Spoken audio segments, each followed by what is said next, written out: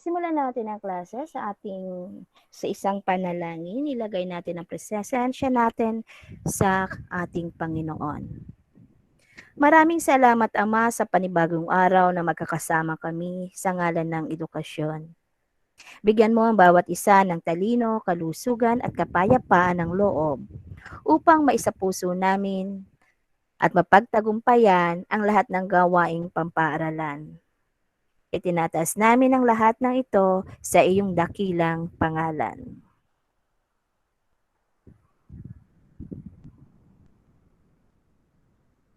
Okay. Magandang umaga sa lahat. Nakikita ba ako? Sino na? Miss President, paki-acknowledge naman. Nandito na ba si Sir Mark?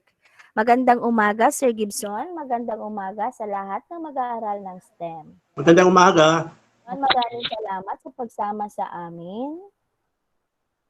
Maraming salamat. Wala pa si Sir Mark. Okay lang, diretso na tayo.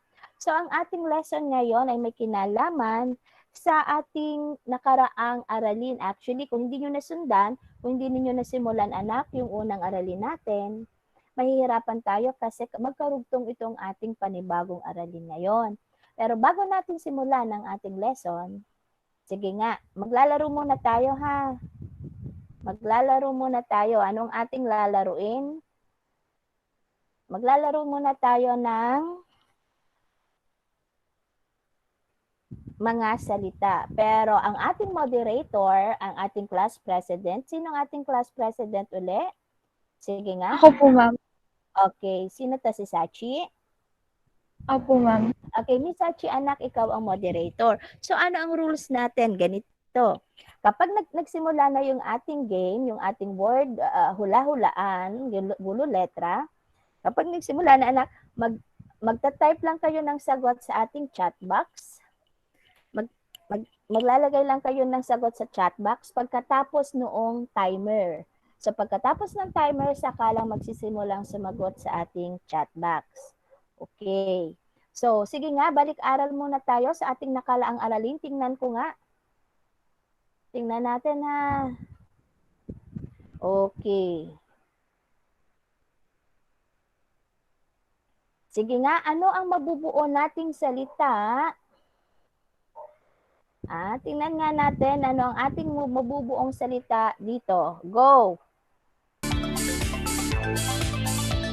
Agenda. Ay, hindi pa nagsimula. Start pa lang. Okay, start now. Okay, agenda. Sabi ni Lobusta. Okay, Ninya, agenda. Sabi ni Crystal May, agenda.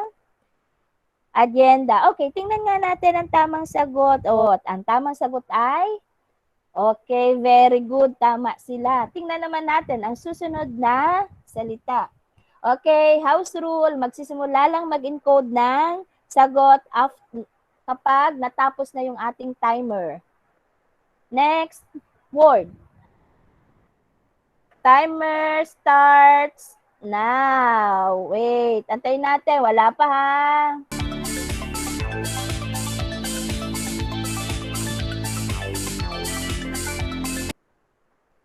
Okay, talaan. Sabi ni Justin, Jeric, talaan. Angela, talaan. Ang bibilis nilang mag-encode. Tony Rose, talaan. Okay, Mondihart, talaan. At Tabisora, talaan. Talaan ba? Tingnan natin. What is the correct answer? Sabi ni Ralph, talaan. Thank you. Okay, very good. Talaan ang huhusay. Tingnan naman natin ang sunod na salita. Basta house rule natin. Magsisimula lang kapag nag-start na ang ating timer. Next word. Okay, pagsagot simula na after ng timer.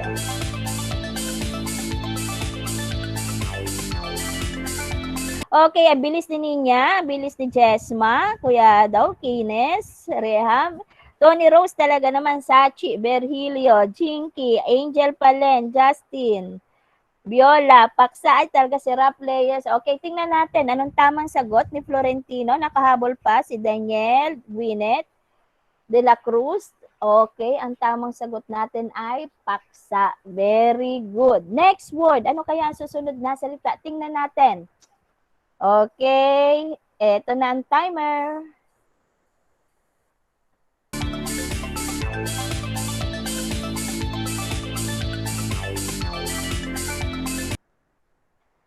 Tatalakayin, sabi ni Gwyneth. Talakayan, sabi ni Lubusta. Ruby Jane, tatalakayin. Sabi naman ni tatalakayin. Ang bibilis nila, Justin, Joshua, tatalakayin. Amit. Okay, Sebrano, Reyes, Sachi, tatalakayin, tatalakayin, tatalakayin. Okay, very good. May isang hindi tatalakayin ang sagot. Tingnan natin. Ano ang tamang sagot? Nakahabol si Bilarmino, Nicoline Joy. Okay, tatalakayin. Teka, tingnan natin. Okay, very good. Tatalakayin. I-out ko siguro yung isa kong gadget. Sir Bong, hindi raw makapasok si Sir Mark. Tatalakayin. Okay. Meron pa ba? Tingnan natin kung may isa pang salita. Eto. Naunahan. Your time starts after the timer. Okay, Sir Jeric, thank you.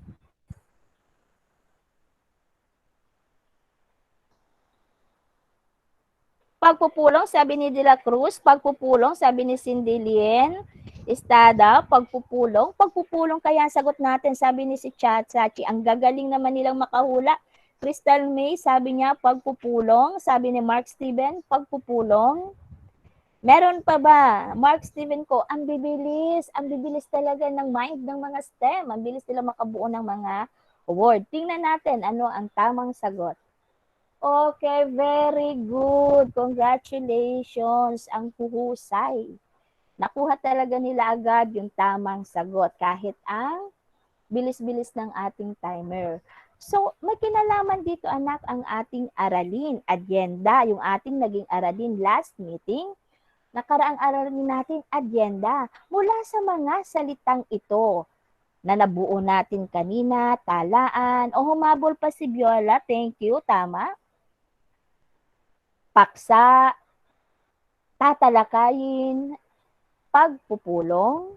So mula anak sa mga salita na inyong nakikita sa screen, maaari bang bumuo kayo ng konsepto mula sa mga salitang ito upang mabigyang kahulugan ang ating nakaraang aralin?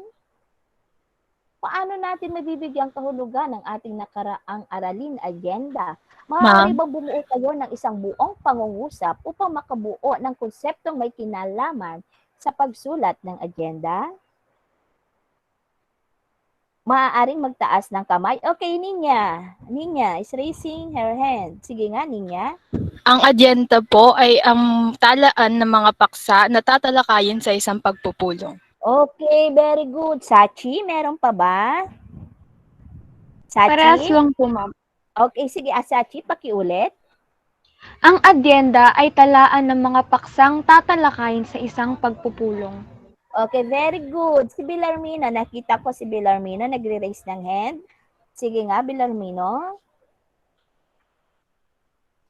Pareha lang po, ma'am, sa Pakiulit nga, anak. ang agenda ay isang talaan ng mga paksa na tatalakayin sa isang pagpupulong. Okay, very good. So, ito ang ating tinalakay ng nakaraang aralin. Kapag nga, tulad nga ng sinagot ng ating mga ni Sachi, ni Ninya, at ni Bilarmino, ang agenda ay may tumutukoy daw sa talaan ng mga paksang tatalakayin sa isang pagpupulong. At malaki ang kaugnayan dito ng ating aralin. Ang ating aralin ngayon ay tungkol sa pagsulat ng katitikan ng pulong. So, klase, inaasahan na sa pagtatapos o sa kabuuan ng aralin ay inyong matutukoy ang mahalagang impormasyon sa isang pulong upang makabuo ng sintisisa na pag-usapan. So, talakayin nga natin ito. Ayan. So, okay, katitikan ng pulong ang ating aralin ngayon. Matapos may handa ang agenda, alam natin na natutuhan ninyo sa nakaarang aralin. Alam nyo ba na tungkulin naman ng isang kalihim sa isang organisasyon na gumawa ng katitikan ng pulong. Pero bago ito, alamin natin, kapag sinabing katitikan ng pulong, ano nga ba ito? May papakita ko sa inyo klaseng larawan. Maaari nyo itong suriin na, paki-ano niya kung okay. Nakikita ba ang larawan? Opo, ma'am. Opo, ma'am. Okay, sige. Opo, ma'am. Patingin ang larawan. Ano kaya ang nagaganap sa larawan? Sige nga, anyone? Pagpupulong. Raise your hand, anak. Pagpupulong po. Okay, Tony Rose. Sige nga, pakinggan natin si Tony Rose. May isang nagaganap na pagpupulong po. Okay, very good. Si Charles naman. Sumasagot si Charles. Thank you, Thank you, Tony Rose. Maraming salamat. Charles, gusto mo magbahagi?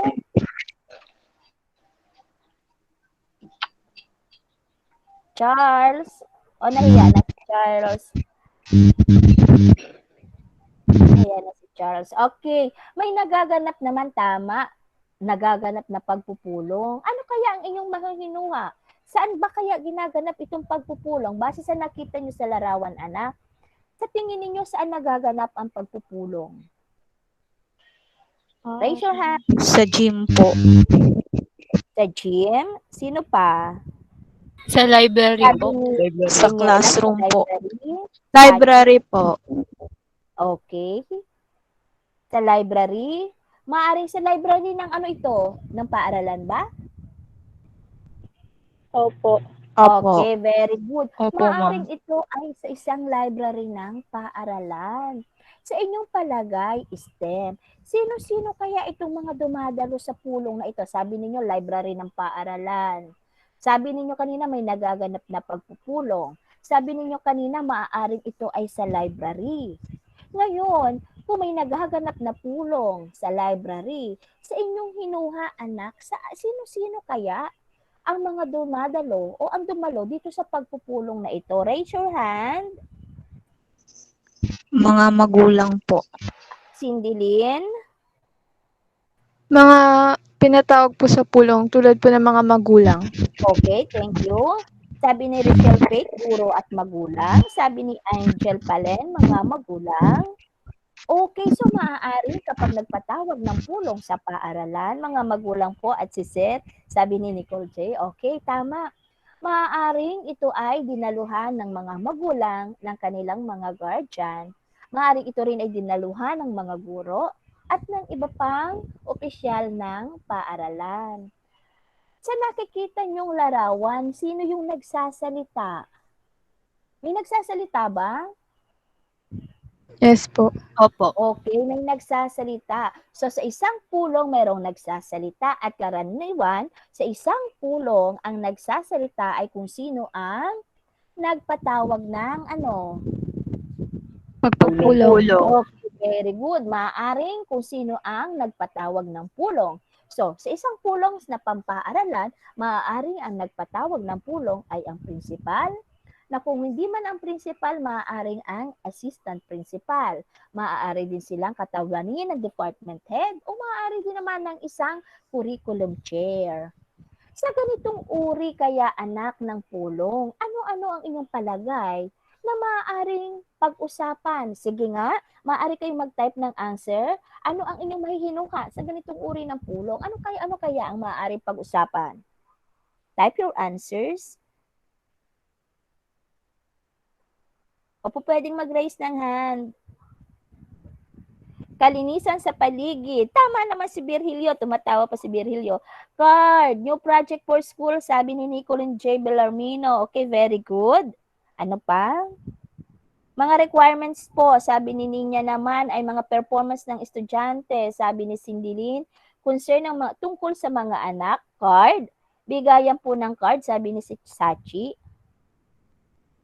Okay, maaari naman. So, maaari, tama. So, napakahalaga, napakahalaga ng mga ganitong impormasyon kapag tayo ay bumubuo ng ano. Itong mga impormasyon na ito na binanggit ninyo anak, tandaan ninyo na mga impormasyon na yan ay kailangang maisulat ang lagom na napag-usapan sa pulong. Lahat ng sinabi ninyo, paaralan, oras, mga dumalo, guro, pinag-uusapan, lahat yan ay nakita na isulat sa isang agenda at lahat din ng ito ay kailangang maisulat ang lagom na napag-usapan sa pulong. Saan ito isinusulat? Sa katitikan ng pagpupulong. Cindy? Sa katitikan po ng pagpupulong. Okay, very good. Lahat ng mga lagom ng mga impormasyon sa isang pulong ay makikita nating nakatala sa katitikan ng pulong at ito ang ating tatalakayin ngayon. Klase, tandaan na kapag sinabing katitikan ng pulong, ito daw ay tumutukoy sa maikli at tuwirang detalye ng mga napag-usapan sa pulong. Pakibasa nga niya, ano pa? Kapag sinabing katitikan ng pulong, ano pa? Ito ay naglalaman ng lagom ng talakayan at desisyong napagkaisahan. Itinuturing itong legal na dokumento sa loob ng ahensya o institusyon na inilalagak sa mga Okay, talaan. very good. Pansinin natin yung salitang lagom. Ano nga ang ibig sabihin natin kapag lagom? Buod po. Buod. Okay, buod, pinaikli. Kayo nga sabi kanina, buod, pinaikli, subalit naglalaman ng kumpleto at pinakamahalagang impormasyon lamang. Okay, alam mo ba na katulad ng korespondensyang opisyal, nagiging permanenteng dokumento ito sapagkat nagsisilbi itong mapanghahawakang kopya ng mga pinag-usapan sa naganap na pulong. At sa paglipas ng panahon, alam nyo ba na sa tulong ng katitikan ng pulong na ito, maaari din daw itong paghanguan ng impormasyon para sa susunod na meeting o pagpupulong, gayon din ang mahalagang ideya para sa mga incoming project. So, nagiging basihan lagi ito. Anak, may papasuri ako sa inyo suriin natin ito. Suriin natin ang isang halimbawa ng katitikan ng pulong. Suriin natin ang mahalagang impormasyon na nakasulat dito. Nakikita ba? Opo, ma'am. Apo, ma'am. Okay, very good. Anak, suriin natin ang mahalagang impormasyon na nakatusulat sa katitikan ng pulong. Suriin natin. So, ang paksa ng pagpupulong ay tungkol saan? Tulong Ayuda Drive. Okay, very good. Tulong Ayuda Drive. Okay, so makikita rin dito sa ating halimbawa kung sino, alin, ang nagpatawag ng pulong, sino, ang pinuno, si Binibining Ligaya Marikit, ang direktor ng SME, at kung sino rin yung mga dumalo sa pagpupulong na andyan din. Pero bago yung mga dumalo sa pagpupulong, anak, tandaan na nakasulat din dito sa bandang kanan ang petsa, lugar, oras kung saan idinaos ang pulong. Sinundan ito ng mga dumalo at kasama rin dito ang liban sa pagpupulong. So mapapansin ninyo, nakasulat din ang mga agenda. Mapapansin ninyo na nakalagay din dito ang agenda. So meron silang 5 pinag-usapan at kung paano simulan ang pagpupulong. Ang naging daloy ng talakayan, sinimulan ng pagpupulong sa panalangin na pinamunuan ni Ginoong Marilao. So ito ay isang halimbawa ng katitikan ng pulong. Ito pa ang next part niyan. Ito ang karugtong. Ayan. So, ang inyong gagawing pagsusuri naman, anak, dito sa pangalawang bahagi. So, nakita natin dito ang mga mahalagang impormasyon, ang paksa, mga dumalo, petsa, agenda, ganun din ang naging daloy ng talakayan. Papansin din ninyo kung paano sinimulan ang pagpupulong. Tulad ng sinabi ko, sinimulan ito sa pamamagitan ng isang panalangin. Ngayon naman, anak, ito ang ikalawang bahagi. Page 2, yung karugtong ng katitikan ng pulong natin. Bilang inyong taktang aralin, ano ang inyong sasagutin? Sige nga, susuriin ninyo ito, anak.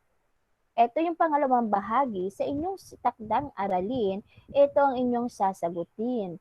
Ano-ano ang mahalagang desisyong pinagtibay sa nasabing katitikan ng pulong?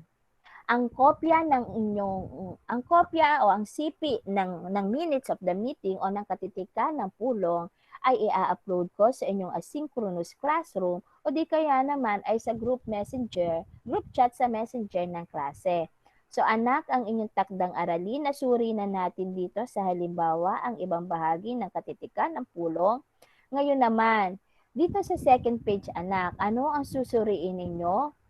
Suriin nyo nga dito sa huling bahagi ng katitikan ng pulong kung ano ang mahalagang desisyong pinagtibay sa nasabing pagpupulong. Makikita nyo yan dito, oh. Hindi ko syempre ituturo kayo. Nakita nyo kaya? Nababasa nyo, Sachi, Ninya, Opo, ma'am. Opo. Tony Rose, nababasa nyo? Okay, so Opo, more ma'am. or less, idea kayo sa inyong isasagot, anak. I-upload ko ang kabuuan ng katitikan ng pulong sa ating asynchronous class at sasagutin ninyo ito sa inyong takdang aralin. Tandaan, klase, tandaan.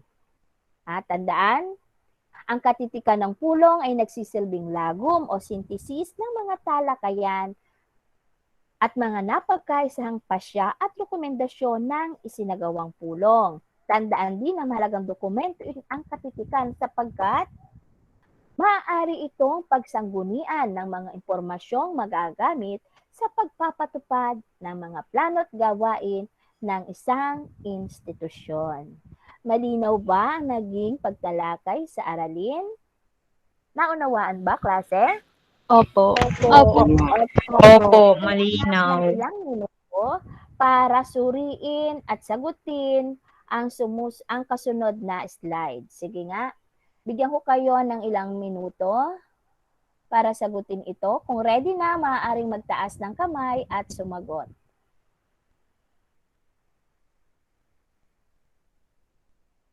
Ibahagi ang iyong natutuhan tungkol sa pagsulat ng katitikan ng pulong. Gamit ang kasanayan sa pagiging mapanuri, maglahad kung paano ito makatutulong sa isang mag-aaral na katulad mo. Maaaring magtaas na ng kamay kung handa na sumagot.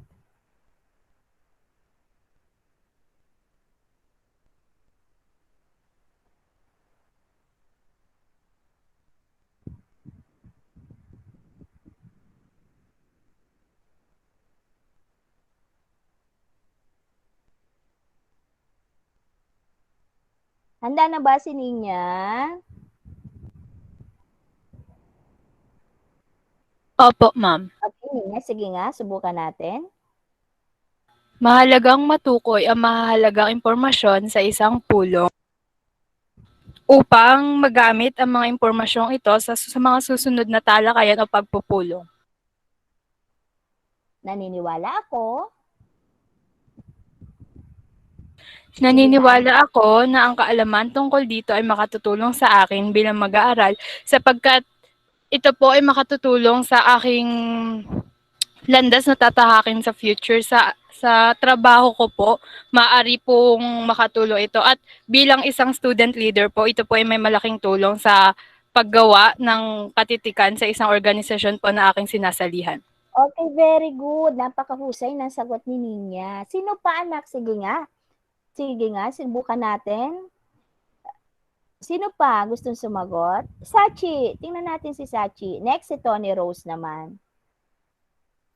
Mahalagang matukoy ang mahalagang impormasyon sa isang pulong upang ang mga ito ay masuring mabuti at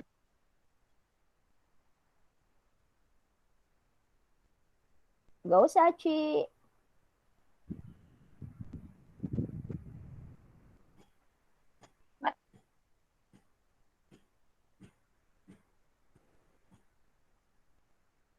Nawala si Sachi. Go, Sachi. Andiyan ka pa?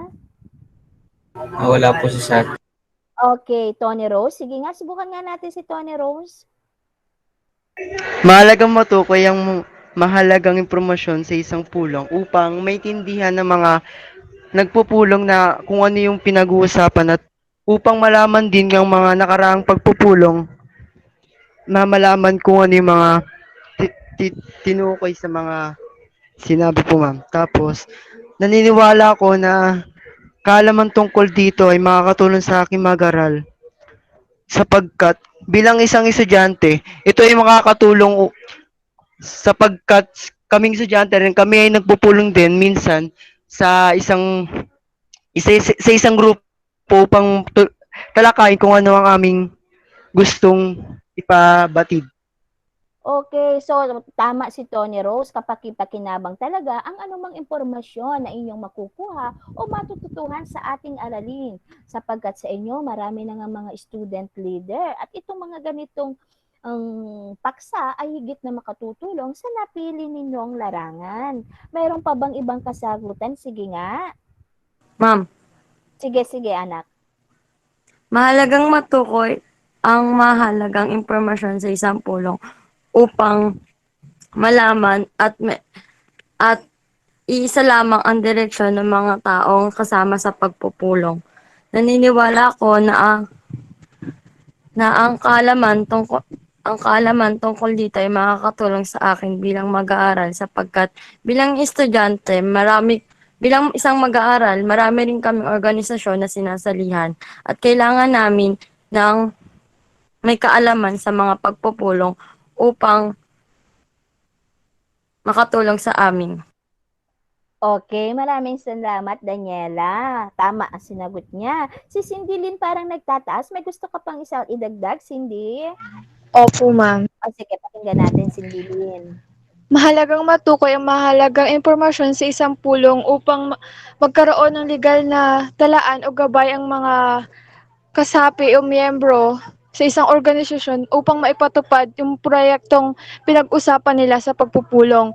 At naniniwala ako na ang kaalaman tungkol dito ay makakatulong sa akin bilang mag-aaral upang maging responsable at maging pakipakinabang na student leader in the future or sa kasalukuyan. Okay, Yun po. very good. Tama naman ang sinagot nila. Talagang kapakipakinabang ang ating aralin. So, malinaw na naunawaan ng mga STEM ang ating aralin. Binabati ko kayo. Sigurado kayang-kayo nang sagutin ang inyong module. Magkita-kita tayo muli sa susunod na sesyon ng pag-aaral. Ito ang inyong guro na nagsasabing naniniwala ako na natuto ka dahil naniniwala ako na ito ang piling lalang mo. Mabuhay kayong lahat hanggang sa muli. Salamat sa ating mga panauhin. Nandito si Sir Cherry. Andito rin si Sir Gibson, ang ating master teacher. Andito ba si Sir Mark? Parang hindi nakapasok ata. Maraming salamat. Mayroon pa bang katanungan? Kung may katanungan ka, maaaring tanong. Okay, ngayon bigay natin ang pagkakataon sa ating mga kasamang guro para sa kanilang komento o mensahe para sa inyo, para sa mga mag-aaral ng STEM. Sige, unahin natin si Sir Jeric. Okay. Unang-una, palakpakan natin si ma'am nyo. Ang galing ni Ma'am Club, ano? At sa inyo rin mga anak, ang uhusay nyo. At nagawa ni Ma'am dahil sa inyo rin yun. Siyempre si Ma'am Club talaga number 1 niya sa pagtuturo. Napakagaling niyan. Yun lang po. Congrats sa inyo. Okay, maraming salamat Sir Jeric. Maraming salamat sa oras mo na ibinigay sa amin para samahan kami ng mga STEM. Ganon din Sir Gibson. Sige nga Sir Gibson, ano naman ang iyong mensahe para sa amin? Magandang hapon na ba? At tanghali pala, tanghali. Ang masasabi ko lang talaga namang napakagagaling ng mga kabataan natin ngayon, no? Lalo na yung participants natin, yung STEM. Napakahuhusay, wala akong masabi. Kay Ma'am Club naman, napakagaling din po na guro.